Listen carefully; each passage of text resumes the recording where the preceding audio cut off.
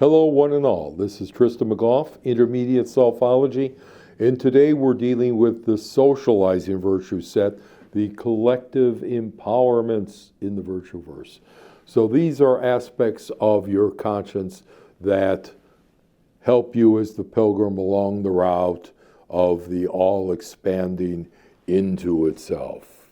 That is, the cosmic investments in you are unfolding during this period, where in the intuitive arrangements of the self, you see this as a pristine ideal of what constitutes the self.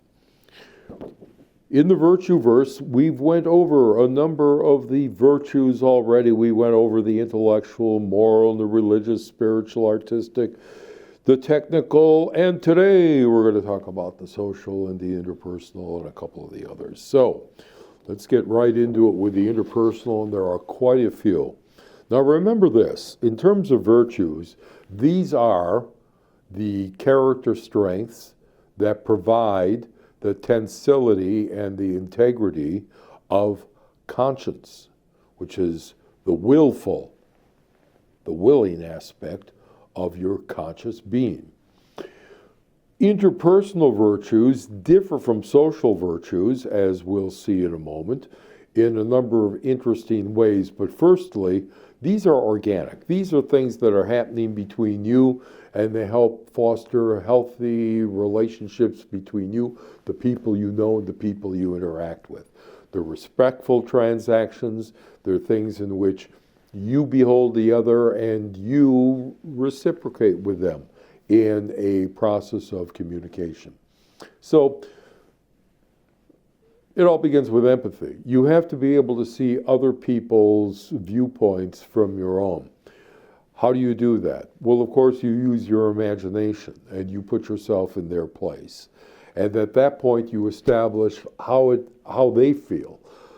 You don't necessarily just have a sympathetic feeling, such as when someone dies, and you sympathetically allow them to feel what they're feeling, and you put yourself in tune with it. That's sympathy, right? So if somebody is in joy, you have sympathetic joy. If they're in sorrow, you have sympathetic sorrow. But when we're talking about empathy, it is where you are understanding what they're feeling from their perspective as you imagine it, and therefore you would treat them accordingly. Affability is another interpersonal virtue in that you have a sense of being open to you're approachable, where in friendliness you are actively going out and showing that you are a good, nice, decent, helpful individual. Loving kindness is where, regardless of the person's state, you give them kindness. You treat them the way that you would like to be treated, and that is with respect, with integrity, with understanding and compassion. And then another one, which we will just go very quickly through these, is trustworthiness, fidelity, sharing, sympathetic joy, we mentioned, joviality. That's another very interesting interpersonal virtue. You find yourself very often attracted to the joyful person, do you not? It is as if they are literally a magnet that is sucking your negativity toward them, as if you were attracted to the opposite pole. Well, that kind of joviality is something that is the spinning of balance. When you are, like in a gyroscope, spinning properly in the world. You're spinning your thoughts. You're spinning your web of events and episodes. When you are spinning properly in the world, you give off a good jovial vibration. Respect. That is so important because respect is seeing somebody as they are, not as you want them to be or think them to be or feel them to be or imagine them to be, but it's as they really are. And so you have to strip away and be quite honest with yourself in letting them honestly be reflected in the presence of your own consciousness. Affection. That is, giving positive regard and tender feelings toward others. Forbearance, where you are willing to not hold grudges against people. Forgiveness is where if you have held a grudge, you let that go. Doesn't mean that you forget, but it does mean that you no longer have any motive charge that is with it. Reconciliation, because you no longer have emotive charges that are going to keep you away from people or attract you toward people without your reasonableness, you are going to be reconciled. You are going to be harmony. You are going to be able to harmonize things that before you could not harmonize. This is called reconciliation. It's putting things right. It's where you know a purpose was not functioning properly and you are able, as it were, to oil the gears and get it functioning properly again. Listening is such an important, it is not just hearing, it is not just passively receiving the message, but it is actively suspending your own critiques, your own given viewpoint, your own opinions on anything, and let the other individual talk their meaning out to you. You have to let their meaning walk off their tongue or walk off the page into the deepest recesses of your mind where it whispers the truth. Gentleness is an essential interpersonal virtue, particularly whether you're with a very animated person or an extrovert naturally, or whether you're with somebody who is an introvert and who is more quiet and shy. Gentleness is understanding that everyone needs the tender touch. And the tender touch is simply where you can touch without them reacting. When you can touch without them reacting in some way toward you, then that gentleness allows you to do everything else. For instance, like even with what do you think we call them, pets? When you have an animal at home, you can pet that wild beast because they become so accustomed to you that they understand your gentleness, and therefore they will allow you to pet them, to groom them, to do everything else. And that's a good simile, if you will, for how each of us has to learn how we can tame and pet all the elements of our world, even our internal world. We must be gentle up here and here with ourselves. Charisma is best defined as when you have both parts of your male and female personality working together.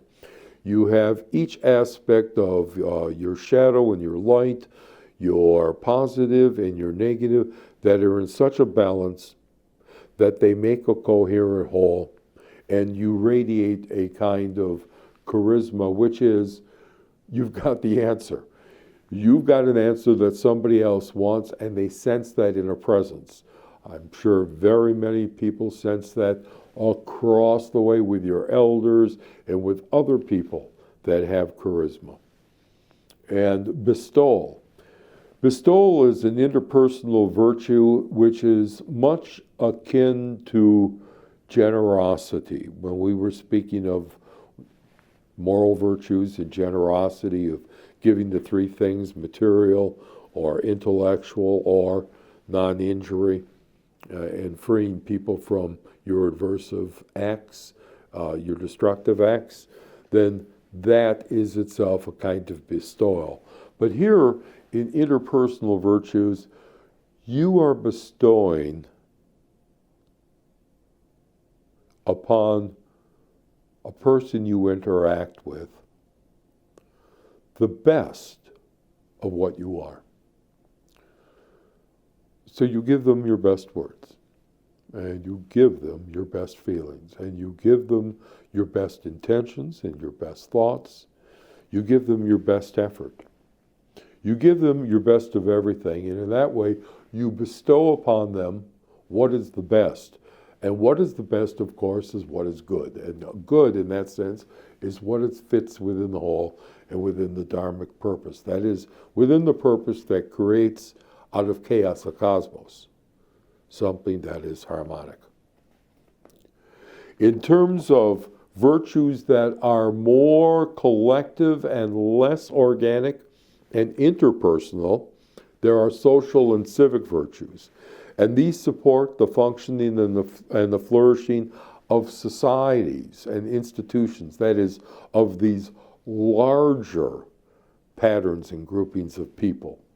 And so, such things as civility is an absolute essential social virtue. Without civility, you will not have the noun civilization. You will not have what has been installed as institutions enduring without civility. Civic responsibility is where the individual participates within the common weal, that is the well-being of the whole.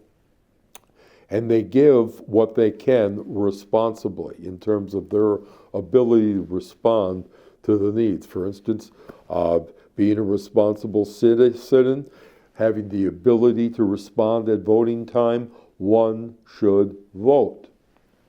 Loyalty is not loyalty to an idea, it's not loyalty to a party, it's loyalty to a project, the social project. The social project is where the individual is participating in the whole for the individual and the whole's well-being. It's a mutual enterprise. And loyalty is where you are loyal to that mutual interaction where both you benefit and the greater whole benefits at the same time. Tolerance is understanding that the space that's been carved out for you in social space should be allowed, mutatis mutandis, that is, with all necessary other things being held together for every other individual. Everybody has a right to their own social space. Everybody has a right to their own beliefs, to their own practices, as long as, of course, they're not infringing or hurting on the others. And we must be tolerant for that. Remember what Voltaire said, I disagree with what you say, but I will defend to the death your right to say it. That's tolerance. Cooperation is where you actively use your skills and engage them for the good of the whole. Leadership is when you take the extraordinary step of leading the charge, of setting the tempo, of making a new plan, of instituting an innovative policy. Accountability is when you're willing to answer for what you've led people in on. Solidarity is what, no matter what happens to the project, you remain loyal to the mutual harmony that must be maintained if all are to evolve together. That's solidarity. Service is where you sacrificially apply your skills for the benefit of others. Stewardship is where you have a sense of collective purpose and you are participating at your own individual level of being an ordered servant. You are somebody who orders service. You provide the service. You systematize the service. You are the steward in which is entrusted providing service for a little something, whether it's your patch of earth, whether it's your apartment, whether it's your own personal body and well-being. You are taking stewardship and ownership and pride in protecting, preserving, and progressing that which you own or have taken charge of and which has become a ward of you. And in terms of spiritual virtues, these are more in place of an ideology or in terms of a religious dogma. These are universal attributes that we can ascribe to any individual, such as mindfulness. Being mindful is a spiritual virtue. What is being mindful? Well, it is basically three things. It's being aware, attending what's going on around you, and that's also what's going on inside of you. That's a lot of things to attend to, but you noticed it barely. That is, you pay attention to it with naked perception. You do not have to dwell or articulate on anything. You just allow it to happen. But yet, like a bird that flies in from the side, you notice changes. And the third part of mindfulness is you pull your mind back to attentiveness whenever it wanders off. Equanimity is being still at the absolute center and treating everything the same from a point of total calm and impeccable serenity. Compassion is where you extend to those who are in sorrow or in suffering a helping hand, a helping feeling to bring them out of that sorrowful state.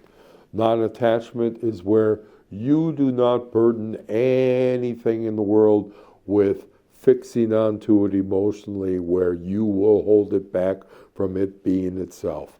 Non-hatred speaks for itself. You do not hate anything.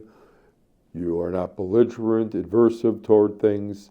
These are all important aspects in the same way that we breathe air in order to provide oxygen to our body.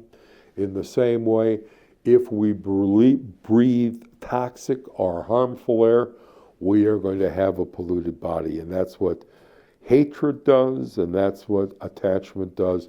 They are toxins in your emotional breathing system. Awakeness is where you are alert to the things that are around you, are not simply vigilant, but you are awake to their precious meaning. So that every individual that you have an equal feeling toward, an equanimity, and that you're treating with fond regard, you are awake to their precious qualities. You are humble. In all circumstances, you regard yourself as inferior to others, and you cherish others from the depths of your heart as being superior to you. This is a practice that is utilized in Tibetan Buddhism in order to remove the toxins of the mind. For instance, your hatred. You remove those toxins by actively instilling the air of love in your emotions rather than the toxicity of hatred. And intrepidity, where you are willing to take a courageous step and move forward, even though others may not, if you know it is the thing to be done. Transcendence, at any moment, a spiritual virtue, transcendence is necessary to see that at any given moment, you are not your body, you are not what's going on in the world, you are not what others tell you, you are not even what you tell yourself. You transcend all of that to your point of consciousness, and you realize that your consciousness is not only pure, it has never condemned you, there is nothing to forgive. Non-ignorance, what is that? Non-ignorance, that means you don't delude yourself. You don't, first of all, try to replace reality with one of your delusions, your beliefs. You instead let reality speak for itself. Self-control, as St. Paul said, there's no limit on that, because at any given moment, we are actively engaged with the world, and if we don't control that active engagement from our side, who will? That's self-control. Bliss is the feeling that one has when all the encumbrances are let go, when all the thoughts, with all the agitations, with all the attachments, aversions, all the things that are modifications of the mind are dispelled. You let that mind that allows things to arise, to transpire, and to expire, you allow it simply to be, and its natural vibration is bliss. Nothing else. And that is when you become fully mindful that that bliss has forever been with you and always will be with you, that you understand that these spiritual virtues transcend all the other virtues and lead us to our concluding virtues, the meta virtues. And these are the virtues that overarch, and if you will, are the umbrella to all the other virtues. They're the firmament or the sky under which all the other virtues function.